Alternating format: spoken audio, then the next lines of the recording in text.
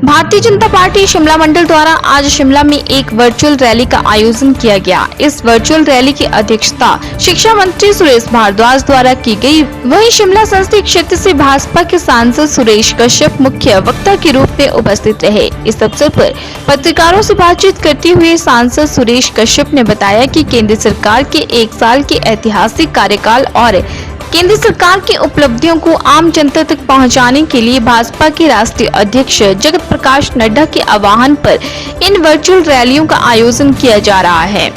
उन्होंने बताया कि भारतीय जनता पार्टी द्वारा अपने 1 साल के कार्यकाल में धारा 370 और 35A को खत्म करना, 3 तलाक को खत्म करना, अल्पसंख्यकों के लिए नागरिकता संशोधन अधिनियम को लाना और राम मंदिर को बनाना और एक देश एक राशन कार्ड योजना को लागू करना और आर्थिक रूप से देश को भारतीय जनता पार्टी की केंद्र की सरकार ने आगे बढ़ाया है।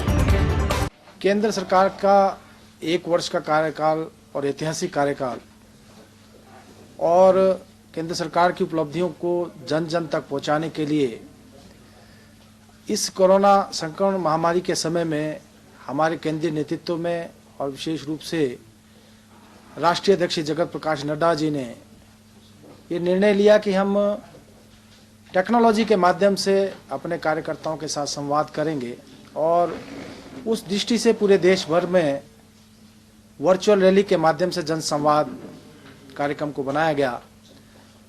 इसके तहत केंद्र में भी और प्रदेश में भी विभिन्न वर्चुअल रैलीज और इस प्रकार के जनसंवाद के कार्यक्रम हो रहे हैं। पहले शिमला संसदीय क्षेत्र का कार्यक्रम हुआ जिसमें 23 लाख से ज़्यादा लोगों ने इस कार्यक्रम को देखा।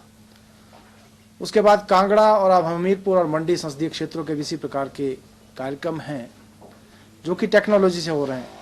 इसी कड़ी में आज शिमला विधानसभा क्षेत्र जो हमारा शहरी मंडल है उसकी वर्चुअल रैली थी और इसका मुख्य लक्ष्य केंद्र सरकार का 1 वर्ष का कार्यकाल और जो उपलब्धियां रही उसमें चाहे धारा 370 35A को समाप्त करने की बात है, ट्रिपल तलाक को समाप्त करने की बात है, इस देश में नागरिकता संशोधन अधिनियम लाकर जो हमारे अल्पसंख्यक हिंदू, सिख, बौद्ध, जैन, पारसी, ईसाई पाकिस्तान, अफगानिस्तान और बांग्लादेश में उनका शोषण हो रहा था, उनके ऊपर अत्याचार हो रहे थे और हमारे देश की लंबे समय से शरण लिए हुए थे, उनको इस देश की नागरिकता प्रदान करना। इसके साथ साथ इसी 1 वर्ष के दौरान माननीय सुप्रीम कोर्ट के निर्णय के बाद राम मंदिर का रास्ता प्रशस्त हुआ। इस देश में चीफ ऑफ डिफेंस स्टाफ की नियुक्ति हुई। इस देश में 1 नेशन 1 राशन कार्ड योजना प्रारंभ की गई और अनेक ऐसे निर्णय लिए गए। इसके साथ साथ जिस प्रकार से हमारा देश सामरिक रूप से भी और आर्थिक रूप से भी आगे बढ़ा, निश्चित रूप से इन सारी उपलब्धियों को जन जन तक पहुंचाना। तो प्रारंभ से कह रहे हैं कि हमको डिजिटल होना चाहिए।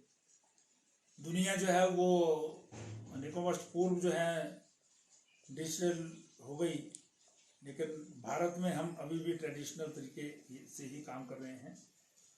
कोरोना वायरस ने जो है वो देश को बहुत जल्दी जो है डिजिटल बना दिया और इसका लाभ जो है वो आजकल हर एक व्यक्ति देख रहा है।